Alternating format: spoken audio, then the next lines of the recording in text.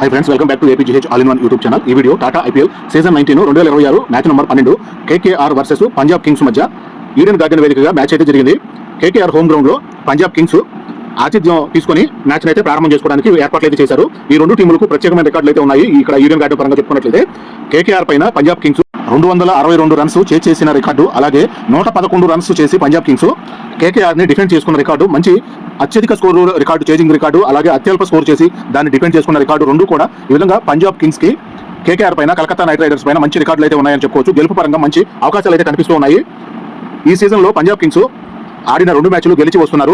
KKR పరంగా Calcutta night riders పరంగా 2 మ్యాచ్లు ఓడిపోయి వస్తున్నారు. ఈ మ్యాచ్ లో ఏం జరుగుతుందో చూద్దాము.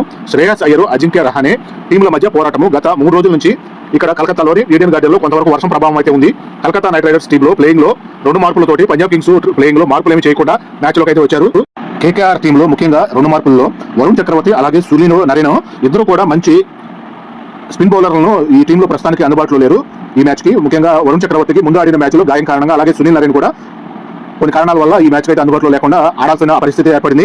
ముఖ్యంగా ఇప్పుడు వర్షం కారణంగా గ్రౌండ్ లోను అలాగే పిచ్ మీద మాయిశ్చర్ ఎక్కువగా ఉంటుంది కాబట్టి ఎక్కువగా బౌలర్లకి, ముఖ్యంగా స్పిన్ బౌలర్లకి ఎక్కువగా కలిసి వచ్చే సమయంలో వీళ్ళిద్దరు అందుబాటులో లేకపోవడం కేకేఆర్ మైనస్ అని చెప్పుకోవాలి. ఈ ప్రకారంగా టాస్క్ అయితే వచ్చారు ఇద్దరు కెప్టెన్లు కూడా. Calcutta night riders captain Ajinkya Rahane toss గెలిచి మొదట బ్యాటింగ్ అయితే ఎంచుకున్నారు. ఈ బ్యాటింగ్ ఎంచుకోవడం అనేది అంత కరెక్ట్ కాదేమో అన్నట్లుగా అనిపించింది. ముఖ్యంగా మాయిశ్చర్ ఎక్కువగా ఉన్న సమయంలో బౌలర్లకు అనుకూలంగా ఉంది, బ్యాటర్లకి ఎక్కువ రన్స్ చేయడానికి అవకాశం ఉండదు. ముఖ్యంగా బాల్ కూడా ఎక్కువ స్లోగా వస్తూ ఉంటుంది, ఎక్కువగా తడిగా ఉంటుంది కాబట్టి పిచ్ మీద, అలాగే బౌండరీలు తరలించడం కూడా కొంచెం కష్టంగా ఉంటుంది.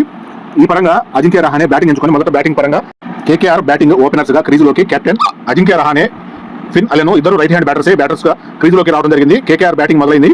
పంజాబ్ కింగ్స్ మొదటి over bowling Harshdeep left hand fast bowler, 1 over పూర్తయ్యేటప్పటికి 12 రన్స్ వచ్చాయి. 2వ over bowling Bartlett right hand fast bowler. ఇక్కడ నుంచే బాట్లెట్ ఓవర్ మొదలైనప్పటి నుంచే కొంచెం బ్యాటర్స్ బ్యాటింగ్ పరంగా తడబడుతున్నారని చెప్పుకోవాలి. ముఖ్యంగా మొదటి ఓవర్ వరకు అయితే హర్షదీప్ సింగ్ బౌలింగ్ లో 12 రన్స్ వరకు చేయగలిగారు. ఈ 2వ ఓవర్ మొదలైన మొదటి బాల్ నుంచి బ్యాటర్స్ కొంచెం ఇబ్బంది పడుతున్నట్టుగా బ్యాటింగ్ పరంగా అనిపించి బ్యాటింగ్ అయితే చేస్తూ ఉన్నారు. కీపరు ప్రభు సిమ్రాను అద్భుతమైన టెక్నిక్ ఉపయోగించి ఫిన్ అలెనో 6 రన్స్ వద్ద 7 బాల్స్ కి ఫిన్ అలెనో అవుట్ అవడం జరిగింది. ప్రభు సిమ్రాన్ క్యాచ్ గా క్రీజులోకి 2వ బ్యాటర్ గా Cameron Green right hand batter క్రీజులోకి రావడం జరిగింది. ఈ విధంగా ఒక బౌండరీ చేసిన వెంటనే కెమెరన్ గ్రీన్ కూడా వెంటనే అవుట్ అవడం జరిగింది.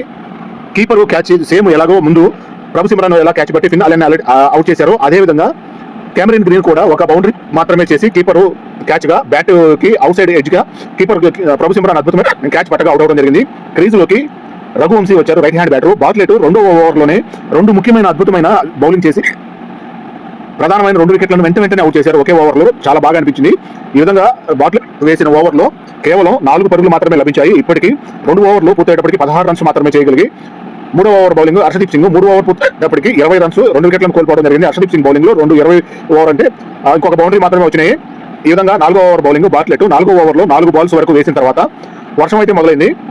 3.4 ఓవర్ల వరకు బ్యాటింగ్ చేయగలిగి అక్కడ వరకు మాత్రమే ఆట కొనసాగింది. అక్కడికి 25 రన్స్ చేయగలిగి 2 ముఖ్యమైన వికెట్లను కోల్పోవడం జరిగింది. ఈ విధంగా వర్షం రావడం ఆటకి అంతరాయంగా ఏర్పడి ఆటనైతే ఆపాల్సిన పరిస్థితి వచ్చింది. ముందు కొంచెం తుప్పర్లుగా మొదలైన వర్షము మెల్లమెల్లగా వర్షం జల్లైతే బాగా పెరిగిపోవడంతో మ్యాచ్ పూర్తిగా ఆపేసి గ్రౌండ్ మొత్తం కూడా పట్టణాలు అయితే కప్పడం జరిగింది. ముఖ్యంగా కలకత్తా ఈడెన్ గార్డెన్ లో వర్షానికి సంబంధించి కూడా ఒక రకమైన చిన్న జల్లులు అయితే గ్రౌండ్ మొత్తం కూడా పట్టలు కప్పి వాటర్ ఎక్కడా కూడా గ్రౌండ్ లో పడకుండా చాలా జాగ్రత్తలు అయితే తీసుకుంటూ ఉంటారు. కానీ దాదాపు వర్షము సుమారు 2 గంటల పాటు వర్షం కురుస్తూనే ఉండటం వల్ల ఇక మ్యాచ్ ఆడడానికి అవకాశం లేకపోవడం వల్ల 2 గంటల తర్వాత కూడా మధ్యలో వర్షం తగ్గినప్పుడు గ్రౌండ్ ని పరిశీలించిన అంపైర్స్ నిర్ణయంతో పూర్తిగా మ్యాచ్ ఆడటానికి అనుకూలంగా లేకపోవడం వల్ల దాదాపు 2 గంటల పాటు నిరవధికంగా కురిసిన వర్షానికి గ్రౌండ్ మొత్తం ఎంత పట్టలు కప్పినా కూడా ఎంతో కొంత చెమ్మ అనేది లీకులు అనేది వస్తూనే ఉంటాయి. కాబట్టి దాదాపు గ్రౌండ్ మొత్తం నీళ్లు పారే అంత వర్షం అయితే కురిసింది.